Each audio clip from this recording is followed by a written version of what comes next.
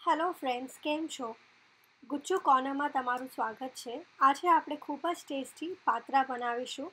Normally પાત્રા બનાવતા હોય ત્યારે તેના અંદર આંબલીનો ઉપયોગ થતો હોય છે, પણ જે લોકોને આંબલી માફક નથી આવતી હોતી તો તે લોકોને ઘરના જ પાત્રા ઘરે બનાવવા પડે છે. બજારના તો પાત્રામાં આંબલીનો ઉપયોગ ચોક્કસથી થયેલો હોય છે, તો આજે ઘરે બજાર જેવા જ પાત્રા આંબલી વગર કેવી રીતે બને તે આપણે શીખીશું. તો સૌથી પહેલાં આપણે જે પાત્રા ઉપર ચોપડવાનો જે બેટર છે, ખીરું છે, તેના માટે બનાવવાની શરૂઆત કરીએ. તો એક પેનના અંદર અડધો કપ મેં ચણાની દાળ લીધી છે. તેને આપણે ધીમા તાપ ઉપર સરસ રીતે ગુલાબી રંગની થાય ત્યાં સુધી તેને આપણે સરસ રીતે શેકી દેવાની છે. તાપ ધીમો જ રાખીશું અને સરસ સુગંધ આવવા લાગે અને ગુલાબી રંગની થાય ત્યાં સુધી શેકી લઈશું. ત્યારબાદ આપણે તેના અંદર 2 મોટી ચમચી મેં આખા સૂકા ધાણા નાખ્યા છે. 2 આપણે આખા સૂકા લાલ મરચાં લીધેલા છે તે ઉમેરીશું. અડધી નાની ચમચી આપણે આખું જીરું ઉમેરવાનું છે અને ત્યારબાદ ફરીથી બધી જ વસ્તુઓ સરસ રીતે શેકાઈ જાય ત્યાં સુધી આપણે 2 થી 3 મિનિટ શેકીશું. તાપ એકદમ ધીમો જ રાખીશું. ત્યારબાદ આપણે મિક્સરની જારમાં લઈ લઈશું અને તેને એકદમ ઠંડુ થવા દઈશું. અને આ જે આપણું દાળને જે મસાલા છે તે એકદમ ઠંડા થઈ જાય ત્યારબાદ આપણે તેને મિક્સર જારમાં સરસ રીતે એક પાવડર બની જાય એવી રીતે સરસ પીસી લેવાનું છે. તેના અંદર મેં 4 મોટી ચમચી બેસન એટલે કે ચણાનો લોટ ઉમેર્યો છે. સાથે જ આપણે 5 ચમચી હળદર ઉમેરીશું અને સ્વાદ અનુસાર મીઠું ઉમેરીશું. અડધી નાની ચમચી મેં લાલ મરચું પાવડર લીધું છે અને આપણે સરસ રીતે આ બધા જ મસાલાને લોટના સાથે મિક્સ કરી દેવાનું છે. ત્યારબાદ આપણે થોડું પાણી ઉમેરવાનું છે અને આપણે એક જાડી પેસ્ટ તૈયાર કરવાની છે. અત્યારે મેં પા કપથી 2 થી 3 ચમચી વધારે હોય એટલું પાણીનો ઉપયોગ કર્યો છે અને આપણે એક જાડી પેસ્ટ બનાવીને તૈયાર કરી દેવાની છે. તેના અંદર મેં 2 નાની ચમચી દળેલી ખાંડ નાખેલી છે. 2 મોટી ચમચી આપણે લીંબુનો રસ ઉમેરીશું. આંબલીના જગ્યા પર આપણે અત્યારે લીંબુના રસનો ઉપયોગ કરી રહ્યા છીએ અને આ મિશ્રણને સરસ રીતે મિક્સ કરી દેવાનું છે. ને સૌથી છેલ્લે તેના અંદર એક આપણે નાની ચમચી ગરમ તેલ ઉમેરવાનું છે અને તેના સાથે જ અડધી નાની ચમચી આપણે ખાવાનો સોડા અથવા તો ઈનો ઉમેરીશું. 5 ચમચી આપણે હિંગ ઉમેરવાની છે અને ત્યારબાદ આપણે આપણું જે ખીરું છે તેને સરસ રીતે આપણે ફીણી લેવાનું છે 1 થી 2 મિનિટ સુધી. ત્યારબાદ આપણે પાત્રાના પાન લઈશું અને તેને ધોઈ દીધા છે મેં સરસ રીતે અને બહુ જ ધ્યાન રાખીને ધીમે ધીમે કરીને તેની જે જાડી નસો છે તે બધી જ નસો આપણે કાપી દેવાની છે.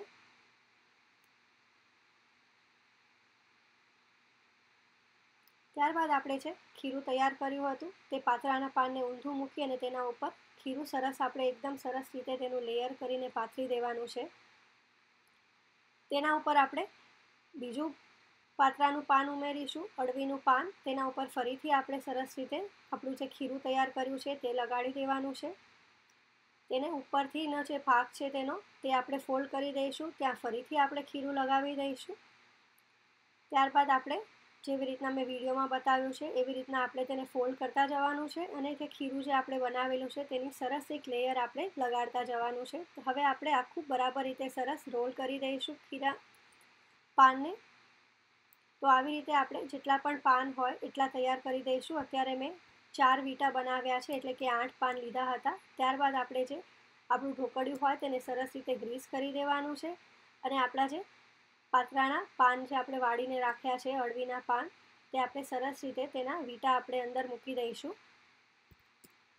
અને તેને ઢાંકીને આપણે 20 થી 25 મિનિટ સુધી મધ્યમ તાપ ઉપર આપણે તેને ચડવા દેવાનું છે. જેમ આપણે ઢોકળામાં કરીએ એવી જ રીતે આપણે ચપ્પુ અંદર નાખીને જોઈ જોઈશું. જો ખીરું એમનું એમ બહાર આવે તો કાચા છે, થોડી વાર ફરી થવા દઈશું.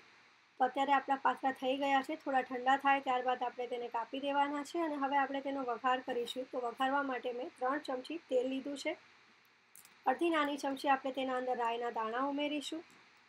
1 મોટી ચમચી મેં તેના અંદર સફેદ તલ લીધા છે તે ઉમેરી દેવાના છે અને તલ અને રાઈના દાણાને આપણે સરસ રીતે થોડા તતડી જાય ત્યાં સુધી આપણે તેને તેલના અંદર સરસ રીતે મિક્સ કરી દઈશું.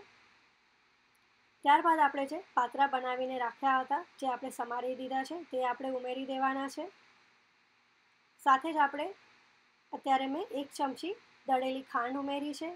1 મોટી ચમચી આપણે લીંબુનો રસ ઉમેરવાનો છે